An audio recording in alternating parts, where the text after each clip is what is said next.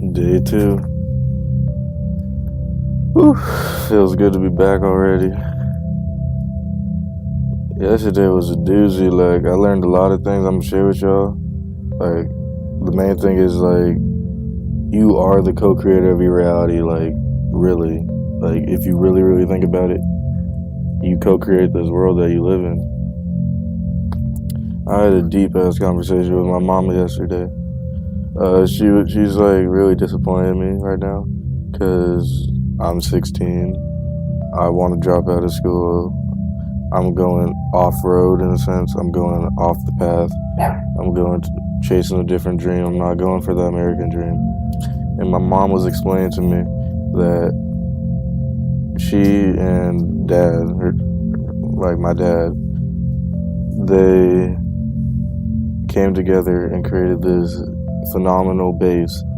Just a base setting for me and my brother to grow up, and this base would allow me to reach 99% of the, like, be with 99% of the population, be up to the 99th percentile. It was a perfect base, laid out on everything. I could live a great life, have a great future, kids and wife, just steady foundation.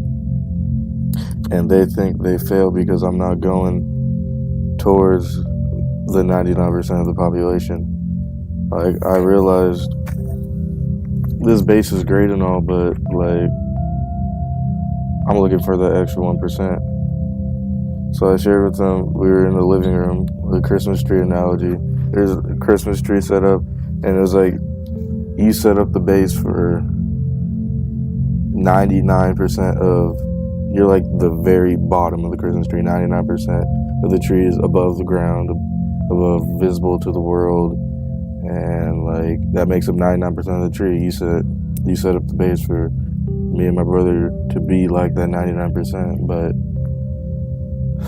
I was saying, what about the roots, that 1% underground that people don't see? That 1% is so vital, so crucial. It's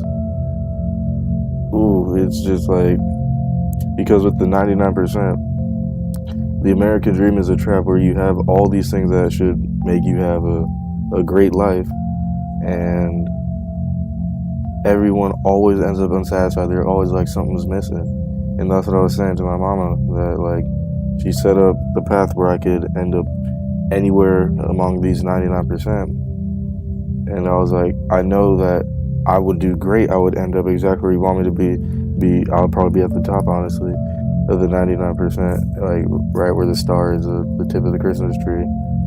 But there would always be something missing, because I wouldn't be living my life. I'd be living the life of someone else, for someone else, that they want me to live, and not doing what I truly want to do. So no matter where I landed on that tree, I would always be unsatisfied. And the roots are just so crucial. They hold the tree together. And it's the 1% that dare to be different, pretty much. That's how I see it. And it's like, my mom's realization, the way my mom pictures the American dream, like, she's not wrong, and, like, she's doing the best that she can with what she knows. And it's like, I'm a basketball player, a football player. We were watching an NBA game last night together, and I could just really feel what my mom intended for me. She saw me as, like, a college basketball or a football player, keeping up the good grades, steady foundation for a beautiful life.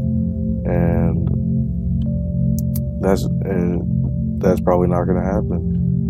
And she thinks, like, the whole plan went to shit, that she failed, all that. It's not good with it. It's just not true. Like, what she intended to happen is not happening, but that doesn't mean it's a failed task, failed plan. Yeah, she just wanted me, hold on,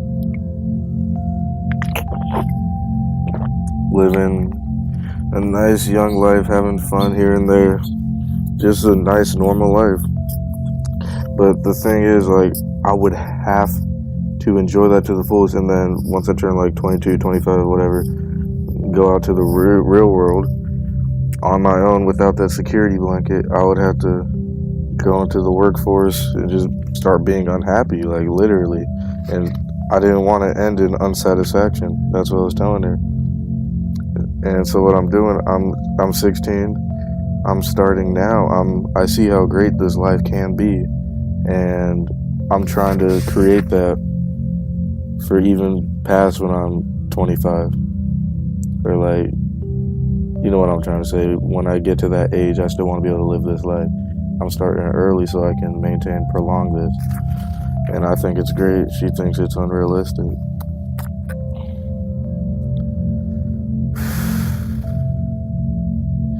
That's like, you ever wonder why people are like, I wish I could go back to college. Like, college days were the best. They say those were the best years of their life. Because then after that, they get sucked into the workforce. Like, it's a trap, guys. Like, come on. I look for why things will work and why they won't. By the way, I got like some paper, some ideas written down because like yesterday's video, first video, kind of started really no script, no nothing. But I'm gonna try lessening the script each day, every day, and try to see how I can just improv and do this. I look for why it will work and why it won't work, and not why it won't work, because I feel like that's the key to success. I can have it all, honestly, and it's like there's multiple types of intelligence, and the education path is like just the academic intelligence secures a foundation for you do have a secure foundation, honestly, but it's only for one type of intelligence, one type of people, and that's just not me. I'm a much more creative person. I like to go away from like everyone. I like to carve my own path, honestly. What else I got? Yeah, and it teaches you to learn from others' mistakes and not experience it for yourself. But my thing is, like, when you experience something for yourself, you feel the emotions much more, pretty much. Like, when you experience something secondhand or when someone tells you about it, you don't really feel it that much. Like, you feel it, but you can't really feel it, you know what I'm saying? Unless you can just really be empathic and connect with that person, then that's a different case. But our ego can't feel it. We have to feel it for ourselves to learn. And like, by not doing school, like, my parents think I don't want to learn, but I'm addicted to learning. It's just not academic learning. Like, that's not where I'm at. That's not where I want to be. That doesn't benefit me in any way. I want to be interactive with the community. I want to make videos on the daily. I want to comment on everyone's videos. Just be interactive with y'all, because y'all awesome. I love y'all. And it's just, I just want to have my authentic opinion, and it's going to stand out because everyone's opinion, authentic opinion, will stand out. Like, unbiased, don't let nobody else get in your energy field. Just what you have to say, it'll stand out. So I was watching the TED Talk earlier today.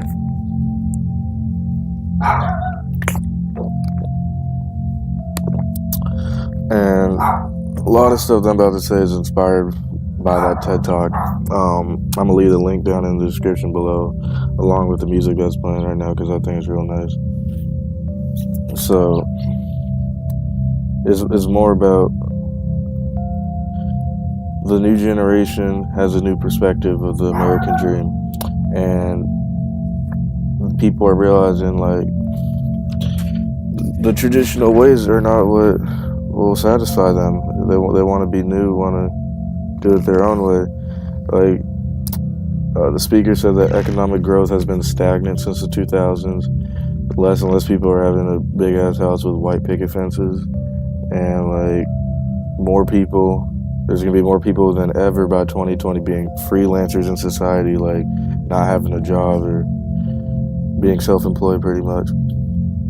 And so if it's not cash value that they're looking after and like materialistic things, then what it comes down to is really community and creativity that they're looking for. And let's see. And like, that's not to say that the wage gap isn't shit. Like, it should never be that great. It's just that that's all people talk about is wage gap, and that they try to correlate like money to happiness, which just isn't how it is. The people at the bottom need money, but it doesn't correlate to happiness. And that's what society has made it seem to be. Let's see. Let's look at this. And men are living like, this is a broad statement, but like men are starting to live like women now. In a sense, like, alright, how do I say it? Old society, women were like caretakers, all that. Not house rule, but I guess house rule in ancient or older societies where they just take care of the children, do all that, and men would go out, have a job in the workforce. But a lot of men and a lot of people are coming together and starting to see that the workforce part is just bullshit. Like, we should all be. I might have to cut that out. Like, I don't even know what I was trying to say. Actually, fuck it, I'm gonna leave it in. Yeah, so my parents have provided this life, and they provide the security that allows me to ponder these things that I'm thinking about, and they interest me so profoundly that I just want to act upon them, not just think about them. And that's where the restraints come in. That's where I go too far. That's where I steer off the path, go off-road a little bit. That's not the traditional path, but I don't really care. It interests me.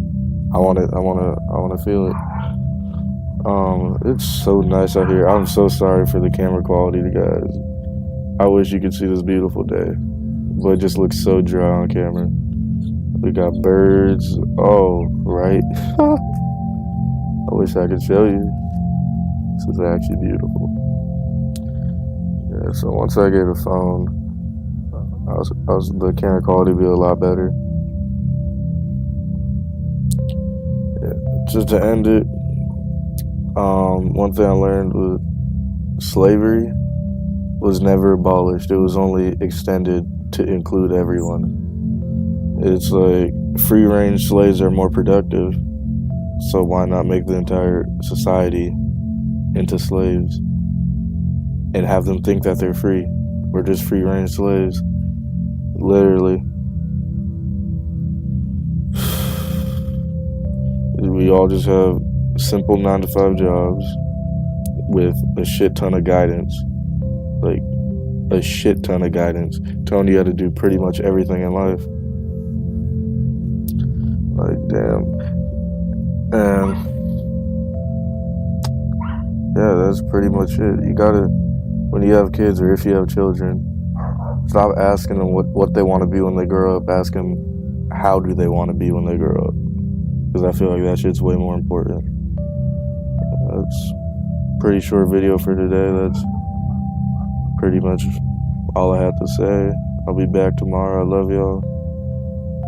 Just keep coming back. Peace.